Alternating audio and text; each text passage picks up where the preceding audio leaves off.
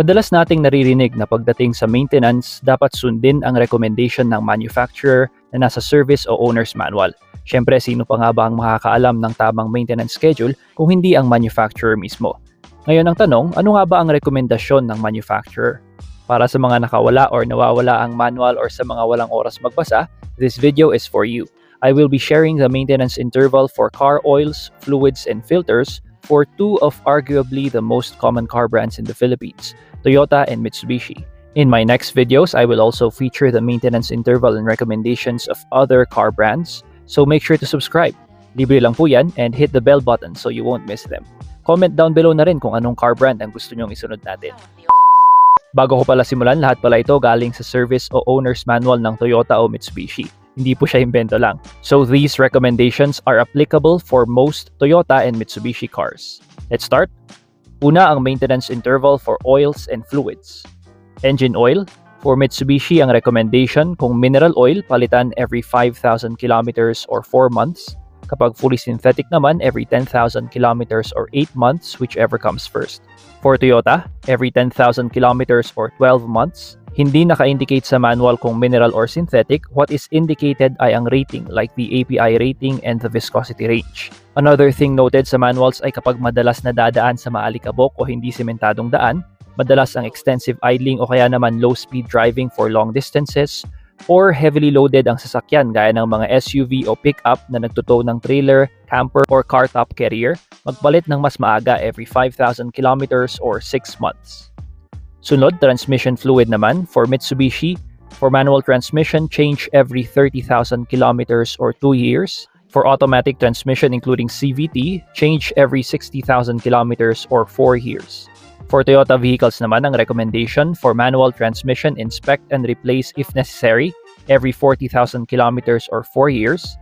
Automatic transmission including CVT, inspect and replace if necessary every 40,000 kilometers or 2 years. Engine coolant. For Mitsubishi, replace every 45,000 kilometers.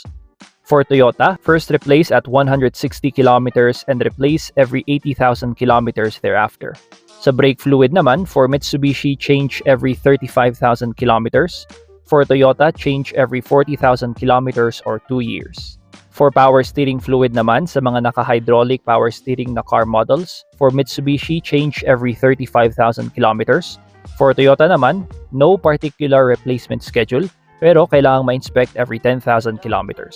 Last, sa mga oils and fluids, differential oil, including transfer gear oil sa mga 4-wheel drive models. For Mitsubishi, palitan every 30,000 kilometers or 2 years. For Toyota naman, replace every 40,000 kilometers or 4 years. Punta naman tayo sa filters. Engine oil filter. For Mitsubishi vehicles, every 5,000 kilometers. For Toyota naman, change every 10,000 kilometers or 12 months. When operating on dusty or uncemented roads, driving conditions involve extensive idling, low-speed driving for long distances, heavily loaded vehicles towing a trailer, camper, or car top carrier, palitan every 5,000 kilometers or 6 months. Engine air filter. For Mitsubishi vehicles, every 20,000 kilometers or 1 year. Sa Toyota vehicles naman, for gasoline engines, every 40,000 kilometers or 4 years. Diesel engines every 30,000 kilometers or 3 years. Fuel filter. For Mitsubishi vehicles, gasoline engines every 45,000 kilometers or 3 years.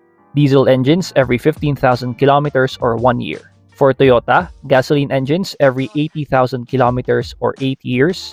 For diesel engines, as per the manual, hindi po kailangang mapalitan ito periodically.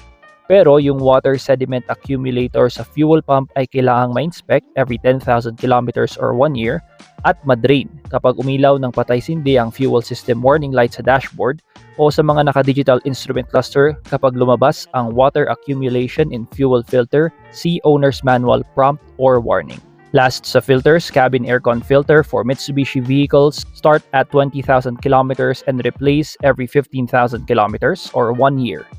For Toyota vehicles, manufacturer recommends every 30,000 kilometers. And that's it. Here's the summary. Tayo po ay nagbibigay paalala lamang. For additional maintenance schedule and details, if you still have your owner's manual, it's best to refer to them. Kung nakatulong ang video na to, don't forget to like, comment your thoughts, and subscribe for more.